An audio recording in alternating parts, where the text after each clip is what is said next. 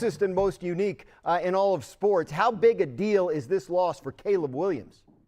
Well, it's a huge deal. For one, he's the center, right? He's the guy who snaps you the football. But ultimately, at the line of scrimmage, when you watch the film and you really break it down, Dalman was calling all the protections, whether it's the run game protection, whether it's the pass game protection. And it was really key in Caleb Williams' development. When Shefty tweeted this out, I was in awe. I was completely flabbergasted and surprised because, when you are a quarterback, you'll have a certain comfort level with certain centers, how they see things, what we should go to, how they call. It just puts a little bit more on Caleb Williams' plate. They're without a Pro Bowl type guy, too. He's the leader of the big uglies up front, man. This is a massive, massive loss. Bears join the ranks of the teams out there looking for interior offensive line help this offseason. Could be a really good year to be a free agent guard or center. We are just getting started with the Chicago Bears. But, this is a big one because this O-line now is, I don't want to say mess, but it's not the same. And the O-line was a massive, massive, massive superpower. All right. I still remember when the Bears beat the Eagles, and I kind of did a whole breakdown and showing the offensive line, the scheme, what Ben Johnson was doing, because the run game in that game was just truly breathtaking and truly majestic. And a lot of that obviously is centered around the center, the O-line. And so dealing with some of this you already have adversity and obstacles that you have to overcome throughout the off season and throughout the regular season, of course. And this is just a huge one. This is legitimately foundational, and it's disruptive, and there's no clear, easy solution to it. And listen, Caleb's a versatile quarterback, and Ben Johnson is a versatile, play caller and play designer. So it's not like this is the difference between them being competent and incompetent, at least from my viewpoint. But this does become the difference between being the legitimate, unquestioned best team in the NFL and just, no, they're a good team. No, yeah, for sure. No, they're a good team. Yeah. No, they absolutely can win, rather than it being like, this team is relentless, this team is scary, this team is, what are we about to witness here? And I just think that Ben Johnson has shown such an incredible ability to just run in such a dynamic and exciting way that really sets things up. And just, again, it also continues. Not only does the center take some off the plate of Caleb Williams, like they were discussing, but then also obviously the run game itself.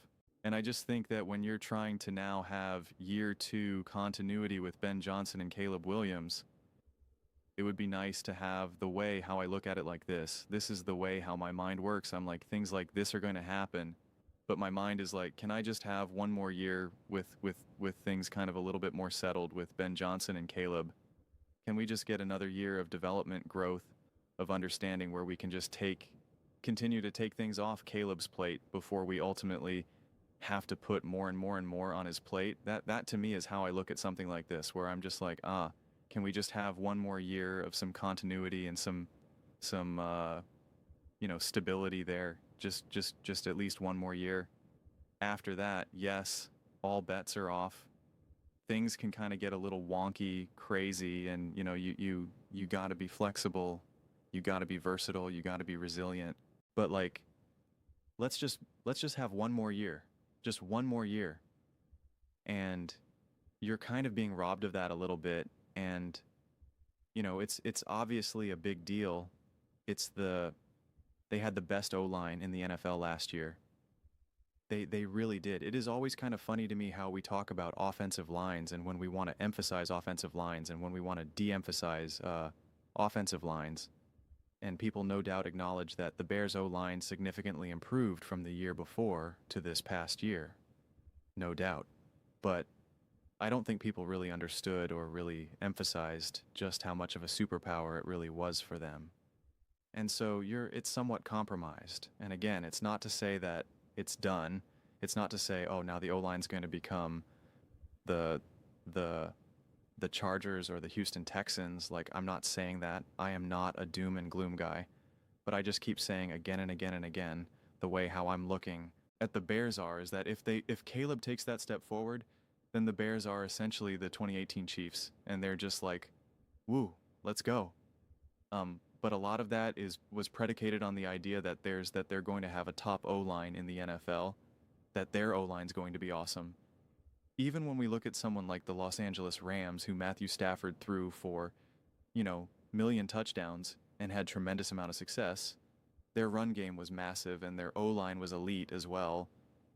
And so anytime you're getting some sort of compromise, and especially when you're losing a center now, and you have no true exit plan or no true, passing of the baton, it's a little bit harder.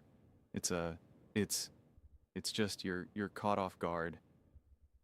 So yeah, I'm curious to see how the Bears overcome this and what they do and how it's kind of handled, because it's certainly something. It's 100% not nothing. That's for sure. I mean, there's all this talk about like trading and getting Max Crosby and doing all of that, and it's like now you theoretically have a bigger hole to figure out, right? You have way more important issues to figure out than figuring out, how can you make your defense get after the opposing team's quarterback more, right? Otherwise, whatever Max Crosby is doing to their quarterback, someone's going to maybe be doing to Caleb. So it's, yeah, this last minute segment for me kind of threw me for a loop, honestly.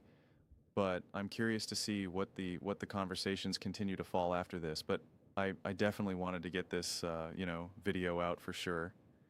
So let me know your thoughts. I read every single comment. So whether you agree with me or disagree with me, either way, let's get to some discussions. Let's get into some fights. But ultimately, let's just have some fun. And please do consider subscribing.